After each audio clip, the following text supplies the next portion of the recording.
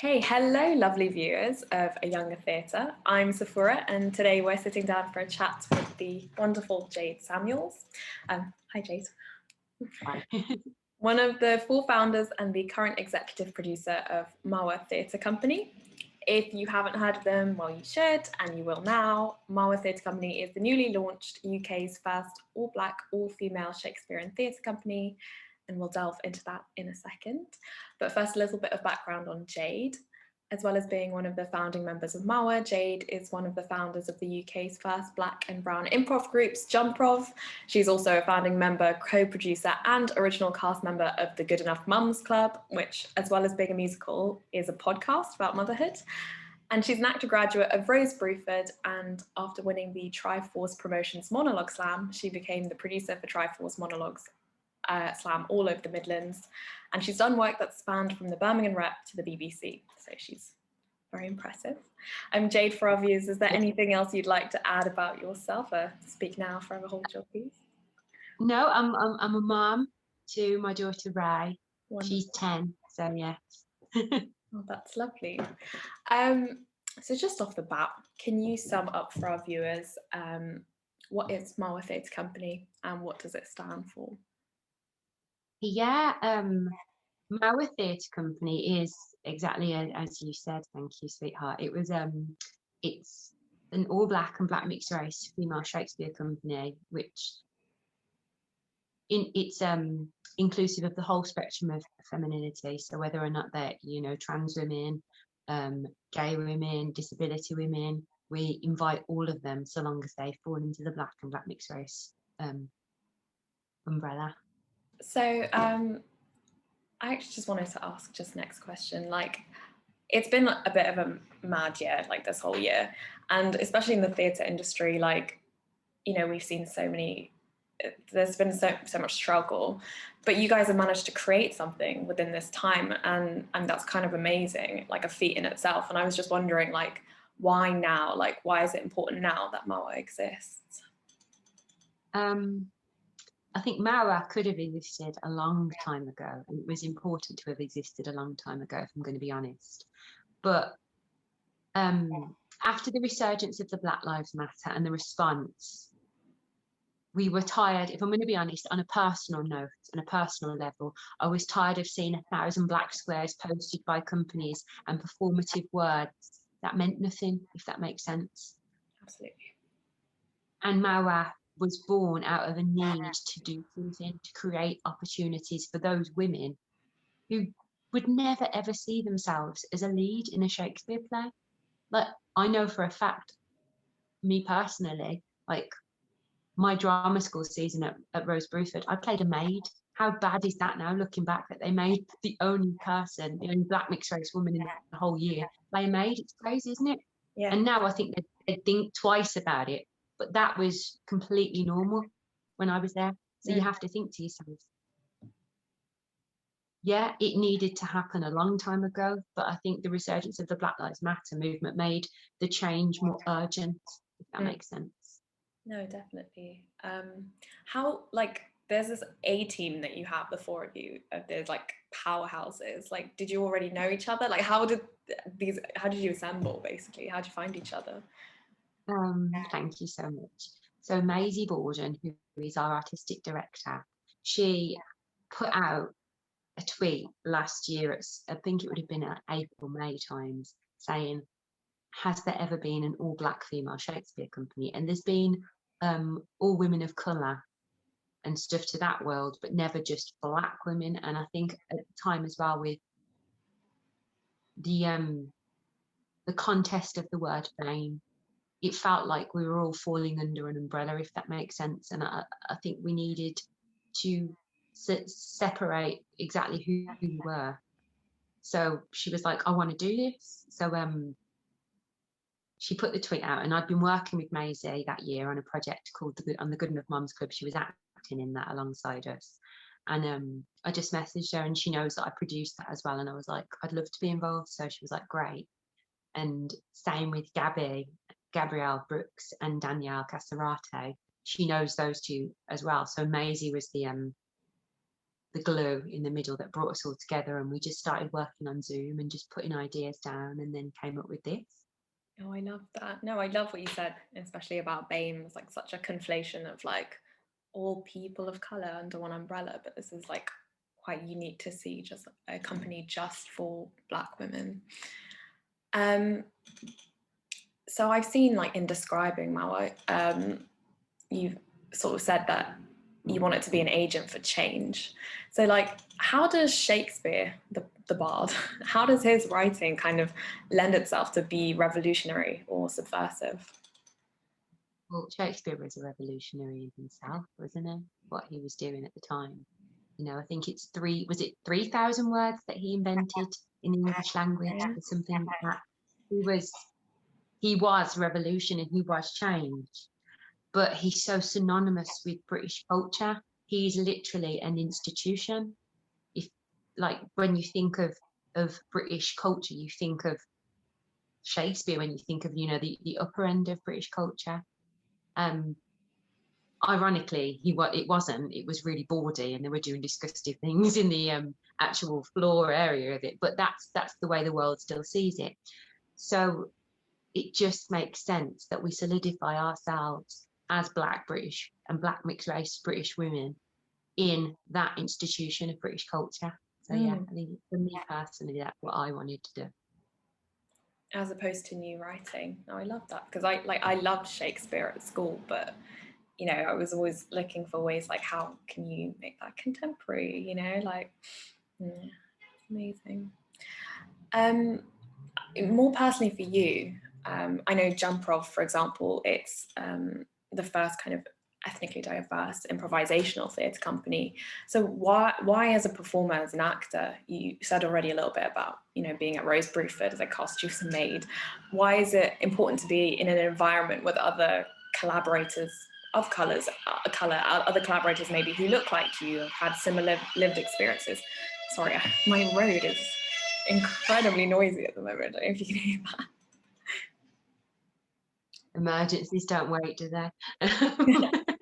They don't care. Me personally, through my drama school training, I never felt like I was in a real safe space to be free and create. I always felt like there were certain microaggressions. They weren't intentional, but they just didn't understand me or where I come from. Like, I'm from Birmingham, inner city girl, mixed race. I got pregnant when I was still at drama school as well. So I'm a single parent. So I've got all these things that I really felt they just didn't get, which means I'm in the space and they're trying to make this training make me fit into this box of what they imagine a trained actor is. And it just didn't work. So I was approached when they were setting up Jumprov with Sunny. And he said it's going to be doing it a different way, in a way that it's never been done before. And I was like, fabulous. And we took traditional improv games and completely made them fit into our world, which meant that when we're learning the art form and when we're performing the art form, it's modeled to us, it's molded to us. Therefore, those microaggressions don't exist. So I can just be free and safe in that space. And I realized at that point, we have to create spaces in every corner of the industry that is safe for people to perform and feel like they're a part of this industry and a part of theatre, and not just fitting into the box of what theatre is. How would you, like, respond to people like critics that would say maybe it's, you know, I hear words like tokenistic thrown around, things like that. I mean, I just completely disagree, but like, how would you respond to that? I mean, we've had, for Jumprov and Mawa, I've had trolls and critics about those companies, and I'd like a world where we can all just, you know, be on stage together. But until the statistics state that Black women play leads in Shakespeare, and until statistics state that there are a good mix of ethnicities that work in improv, because I'll be honest with you, I'm from Birmingham, one of the most diverse cities in Europe. And we went to the Birmingham Improv Festival. This is how the idea was born. and there was no one there. No one there was mixed race, black, Asian. It was all white people. So how does that work in the most diverse city in Europe? That there's no black, Asian, or ethnic minorities, I hate that word, in that world. How does that work? So therefore, I'd love to not have to make this. I'd love to not have to make theatre like Mawa and Jump Row and stuff. But unfortunately, until the balance is put back in place, until we're in a world where it's just seen that I can walk in for an audition and they don't see me as the maid, they see me as Goneril or Hippolyta or whatever lead character in the play, not the maid and not the farce. Until that happens, Mawa is needed. So that's so exciting. I mean, you just mentioned some characters, but what's one maybe like play, Shakespeare play, or one character that you as an actor, you're kind of excited to transform or sink your teeth into? I'm gonna, at some point, it's gonna happen. I'm gonna play Titania, but she's gonna be Brummie, like unapologetically Brummie, because it's another thing we don't hear this accent, we don't hear this voice in that sphere, especially in Shakespeare. So that's something as well that Mawa are really keen to do, to put regional accents at the front of the work, because he was from down the road from me, so he would have spoke not too different from me. So yeah. That's amazing. Do you have a dream of anyone you'd love to co-collaborate with? I know you're going to be doing some collaboration with Talawa. Do you have any dream collaborators? I mean, the collaborators we've got on board so far and the support we've got is just crazy. Like, Amma Asante is right behind us, and she really, really believes in it. So we're very humbled to be supported by her. Definitely Talawa were right up there. I saw what they did with their all black tingly a few years ago at the Birmingham Rep, and it was phenomenal. So 100%, like, they were a dream for us. We'd love to go into the Globe and the RSC and say, you are the institution of Shakespeare, but can we not show a new way of doing it, which isn't steeped in what we've been told Shakespeare has to be, if that makes sense. Me personally, I'd love to go into those buildings and be like, we want to do this. We want to do an all black, all female Romeo and Juliet that explores homosexuality in the black community. We want to do, an all black, all female Midsummer Night's Dream, and watch these women have loads of fun and fall in love and hate each other and make fools of themselves, because how often do we see that happen? Black joy on stage would be amazing. So yeah.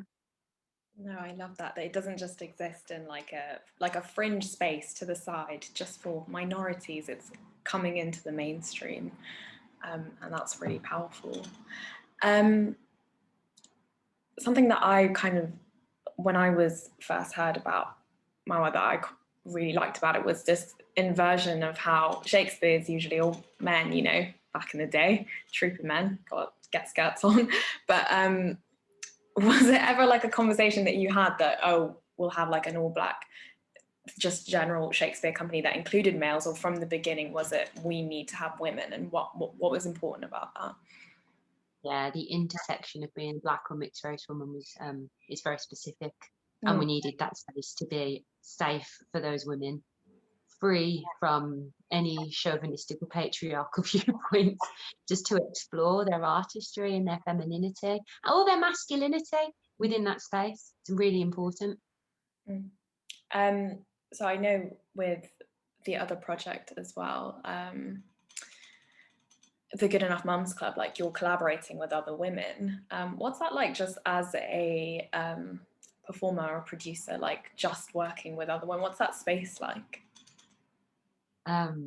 It's amazing, actually. I've been really, like, a lot of, I don't know, my partner would say, yeah, she's a real staunch feminist, but I love women. I love uplifting women. I love looking at women.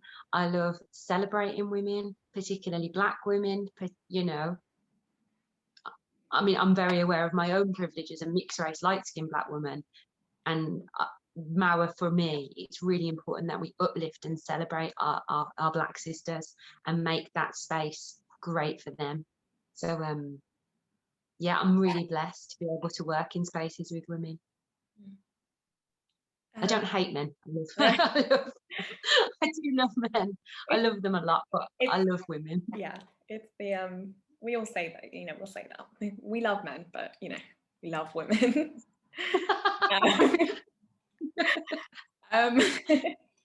I know you guys are like hot off the press, just been launched. It's so exciting. And so is there an idea that you can give us of what to expect from your first project? Like what can we kind of keep an eye out for? Yeah, I can say, I can't say details yet, but I can say that it's going to be a digital project online. We've received Arts Council funding. That's how it's being paid for. A digital project online, which will be videos of Shakespeare content, which will be really cool. I believe you. I trust you. I'm excited. Thank you. I'm afraid I did do a bit of professional stalking before the interview, and I saw in your Twitter bio that you had a quote from Shakespeare himself, Shakespeare P, and you said, like, to thine own self be true. And you know, that's something that like I, it's like a young person of color within the theatre industry, has also like struggled with this idea of like staying true to yourself while also being in an industry that is largely, you know, catered for white audiences and white performers.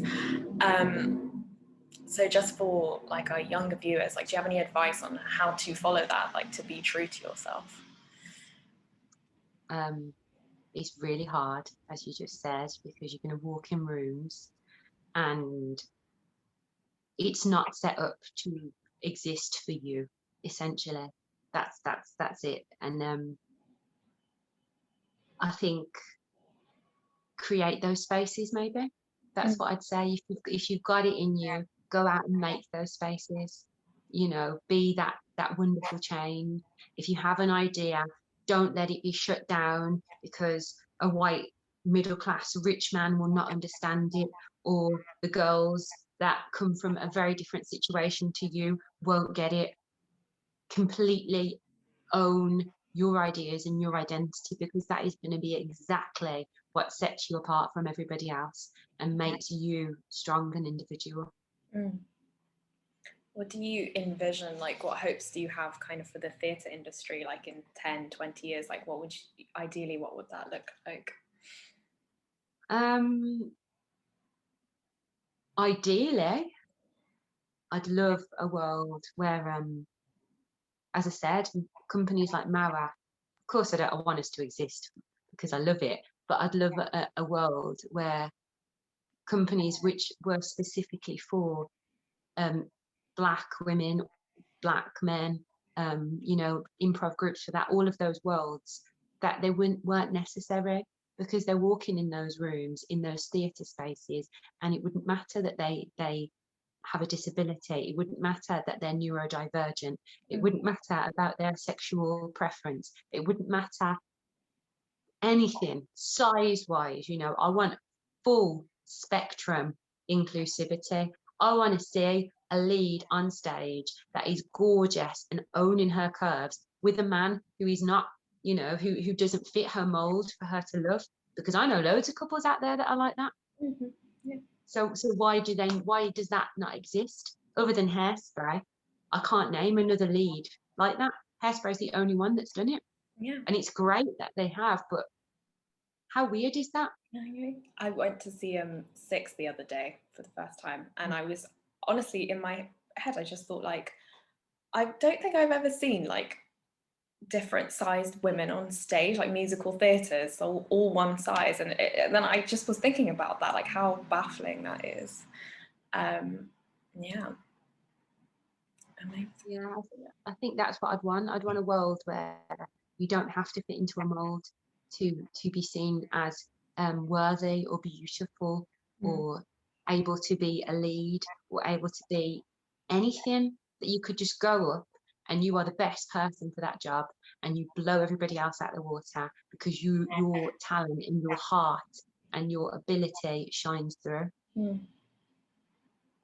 Absolutely. You mentioned earlier that you had a young daughter, and you know, I was thinking about how Shakespeare is like in schools, like they start you off young, you know, you're there.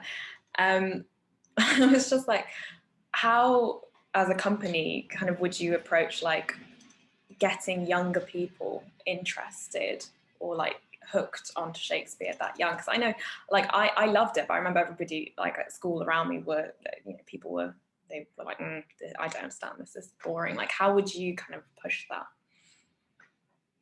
I mean, I can't speak for everybody else, but me personally, I want our shows to be fashionable as anything. I want our shows to have the music that is now. I want our shows to represent the community, not you know, not just do a traditional Shakespeare show with black women in traditional dress. I want a world that looks like the one I live in, because I know for a fact you're going to want to look at that world more as a young person. Do you know what I mean? Yeah. They're all like, my daughter's really into TikTok at the minute, and they're all listening to songs from 20, 30 years ago. And you wouldn't imagine that, but they are, because they've got people that look and sound like them singing along to those songs and making up dances to those songs. So why can't that be the same for Shakespeare to me? If you make it relevant to them, if you bring it to their world and make them feel like they're included, they're going to want to be involved. Absolutely. I'm actually feeling quite inspired. Thank you. No, absolutely.